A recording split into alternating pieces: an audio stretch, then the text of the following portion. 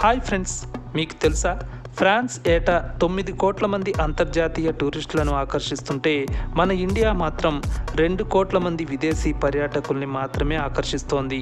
ఎందుకు? ఈరోజు మనం ఈ టాపిక్ గురించి మాట్లాడుకుందాం. ఇండియా, చైనా, ఈజిప్ట్, మెక్సికో ఇలా ప్రపంచంలోని కొన్ని దేశాలకు ప్రాచీన నాగరికతలున్నాయి. ఆ చరిత్ర, వాటికి వారసత్వ సంపద, అది ప్రపంచ టూరిస్టులను ఆకర్షిస్తుంది.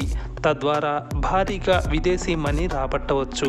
దురదృష్టవశాత్తు ఈ విషయంలో ఇండియా చాలా వెనుకబడి ఉంది. విదేశీ పర్యాటకుల్ని ఇండియా ఆశించిన స్థాయిలో ఆకట్టుకోలేకపోతోంది. దీనికి సంబంధించిన కారణాలు చూద్దాం. ప్రపంచంలో ఏ దేశాలు టూరిస్టులను ఎక్కువగా ఆకర్షిస్తున్నాయో ఎందుకో తెలుసుకుందాం.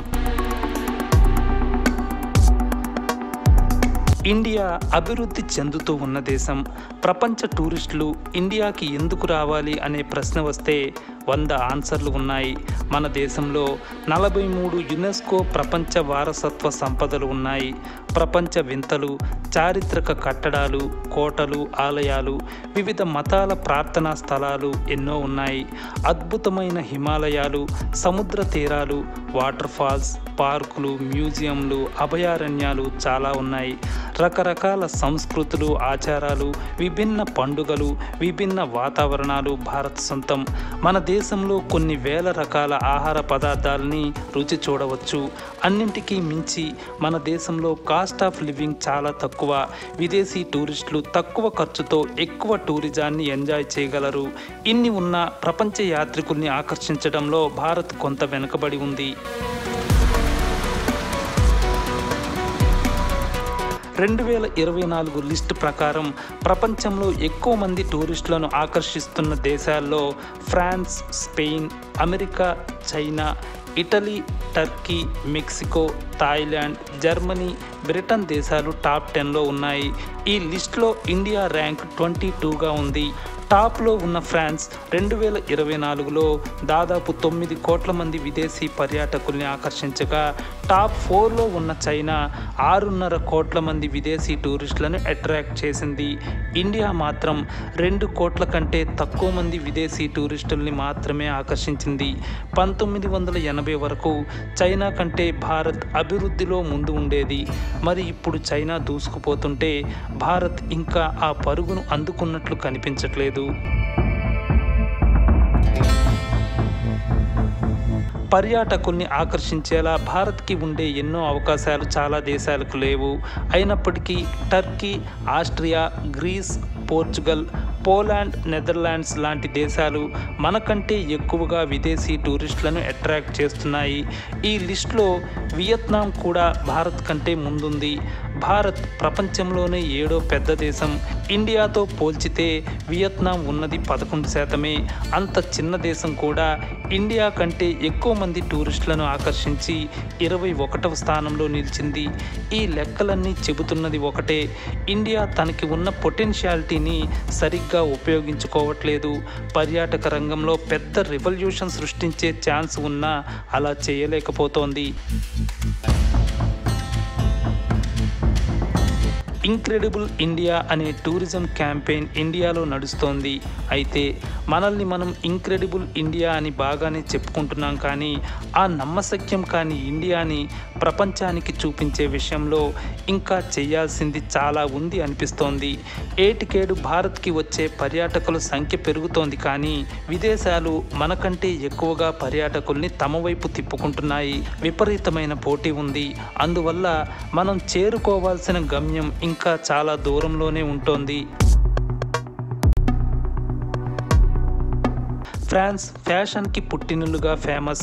ప్యారిస్లోని ఈఫిల్ టవర్ ప్రపంచ టూరిస్టులకు డ్రీమ్ డెస్టినేషన్. అలాగే స్పెయిన్ అందమైన బీచ్లు, దీవులు, బయోస్పియర్ రిజర్వ్స్తో ఆకట్టుకుంటోంది. అమెరికా న్యాచురల్ వండర్స్, సిటీలు, historical landmarks, entertainment venues, culture, food వంటి వాటితో టూరిస్టులను తన వైపు తిప్పుకుంటోంది.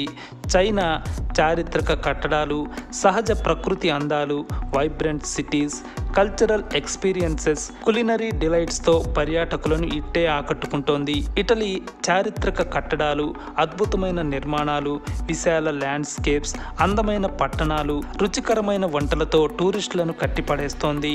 ఇలా టాప్ 10 దేశాలు వేటికవే ప్రత్యేకతలు కలిగి ఉన్నాయి. అయితే ఆ దేశాలన్నింటికీ ఉన్న ప్రత్యేకతలు ఇండియాలోనూ ఉన్నాయి. అయినా భారత్ ఇంకా ఎందుకు వెనకే ఉంది? టూరిజం రంగం వల్ల భారీగా రెవెన్యూ పొందవచ్చు.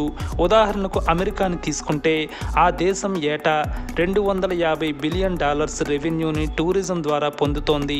మన కరెన్సీలో చెప్పాలంటే 21 లక్షల కోట్ల రూపాయలకు పైగా రెవెన్యూ వస్తోంది. భారత కేంద్ర ప్రభుత్వం 2022-23 ఆర్థిక సంవత్సరంలో పొందిన మొత్తం రెవెన్యూ 23.83 లక్షల కోట్ల రూపాయలు. అంటే ఇండియా అన్ని రకాల రంగాల నుంచి ట్యాక్స్లు, ఇతర రూపాల్లో పొందుతున్న రెవెన్యూకి దాదాపు సమానమైన రెవెన్యూ అమెరికాకి ఒక్క టూరిజం రంగం నుంచే వస్తోంది. అంటే ఈ రంగానికి ఎంత పొటెన్షియాలిటీ ఉందో మనం అర్థం చేసుకోవచ్చు. అమెరికాతో పోల్చితే మనకు టూరిజం ద్వారా ఏటా వస్తున్న రెవెన్యూ అంతా కలిపి 2,50,000 కోట్లు మాత్రమే. అంటే సుమారుగా 12% మాత్రమే వస్తోంది.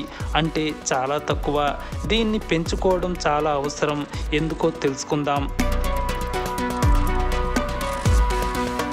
మన ఇంక్రెడిబుల్ ఇండియాని ప్రపంచానికి చూపేందుకు సరైన చర్యలు తీసుకుంటే భారీగా రెవెన్యూ రాబట్టవచ్చు. ఉదాహరణకు ఒక ఇండియాలోని ఒక జూకి వెళ్తే అతనికి టికెట్ ₹100 ఉంటుంది. అదే జూకి విదేశీ వ్యక్తి వెళ్తే విదేశీ వ్యక్తి కాబట్టి టికెట్ $10 ఉంటుంది. అంటే మన కరెన్సీలో ఆ వ్యక్తి ద్వారా మనకు వచ్చే డబ్బు $850. అయితే $10 ఆ విదేశీ వ్యక్తికి పెద్ద ఖర్చేమీ కాకపోవచ్చు. ఎందుకంటే వాళ్ళ దేశంలో అది ₹10కు సమానం కావచ్చు. అంటే ఇక్కడ విన్ విన్ సిచ్యువేషన్ ఉంది.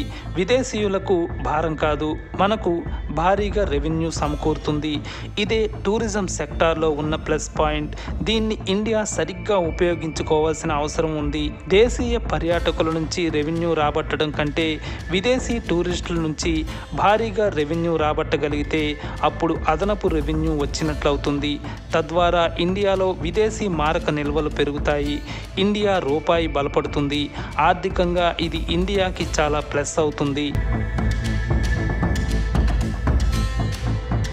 ప్రపంచంలో 195 దేశాలు ఉండగా వాటిలో ఇండియాకే టూరిస్టులు ఎందుకు రావాలో, ఇండియాకి రావడం వల్ల కలిగే ప్రత్యేక ప్రయోజనాలేంటో ప్రపంచ పర్యాటకులకు భారత్ వివరించాలి. మన టూరిజంపై విదేశాల్లో విస్తృతంగా ప్రచారం చేయాలి. ఇంక్రెడిబుల్ ఇండియాని ప్రపంచం ముందు ఆవిష్కరించాలి. ప్రపంచ దేశాలతో పోటీ పడే స్థాయిలో మన టూరిజం స్టాండర్డ్స్ పెంచాలి. ఇన్ఫ్రాస్ట్రక్చర్ పెంచి పర్యాటక ప్రదేశాల్ని మరింత ఆకర్షణీయంగా మార్చాలి. 3D, hologram, drone, laser beam, artificial intelligence టెక్నాలజీలను ఉపయోగించి అద్భుతాలు చేయాలి. థాయిలాండ్, ఇటలీ లాంటి దేశాలు అడ్వెంచర్, ఫుడ్, లగ్జరీ టూరిజంపై ఫోకస్ పెడుతున్నాయి. అలాంటివి కోరుకునే టూరిస్టులు అక్కడికి వెళ్తుంటారు. అదేవిధంగా భారతీయ సంస్కృతి, సంప్రదాయాలు తెలుసుకోవడం కోసం అంతర్జాతీయ టూరిస్టులు ఇండియాకి వస్తుంటారు. వారికి ఆ భిన్నత్వంలో ఏకత్వాన్ని ప్రభుత్వాలు చూపించాలి. అందుకు వీలయ్యే దేశవ్యాప్త ప్యాకేజీలను టూరిస్టులకు పరిచయం చేయాలి. ఎక్కడ ఉండాలి, ఏమేం చూడాలి, ఏ రెస్టారెంట్లలో ప్రత్యేక వంటకాలు ఉంటాయి, ఎలా ట్రావెల్ చేయాలి వంటి వివరాలన్నీ ప్రభుత్వాలే స్పష్టంగా చెప్పే ఏర్పాటు ఉండాలి. అలాగే మన ప్రాచీన ఆయుర్వేదం, యోగా, మెడిటేషన్, ఎకో టూరిజం, అడ్వెంచర్స్ని అడుగడుగునా ప్రతిబింబించాలి. వీసా ఇవ్వడం దగ్గర నుంచి ఇండియాలో కాలుపెట్టి తిరిగి తమ దేశం వెళ్లే వరకు విదేశీ టూరిస్టులకు ప్రభుత్వమే అన్ని దగ్గరుండి చూసుకుంటుందనే గ్యారంటీ వారికి కల్పించాలి. అప్పుడు విదేశీ యాత్రికులు తప్పకుండా ఇండియాకి వస్తారు. ఆ టూర్ వారికి ఎప్పటికీ గుర్తుంటుంది. ఇలా టూరిజం రంగం అనేది కేవలం పర్యాటకంగానే కాదు, దేశీయ అభివృద్ధికి కీలక అస్త్రం కూడా. దీన్ని కేంద్రం, రాష్ట్రాల ప్రభుత్వాలు సరిగ్గా ఉపయోగిస్తే మనం సరికొత్త ఇండియాని చూసే ఛాన్స్ ఉంటుంది. అంతటి పొటెన్షియాలిటీ ఇండియాలో ఉంది. ఇది ఇవాల్టి స్పెషల్ టాపిక్. నెక్స్ట్ మరో కాన్సెప్ట్తో మీ ముందుకు వస్తాను. Take care, bye.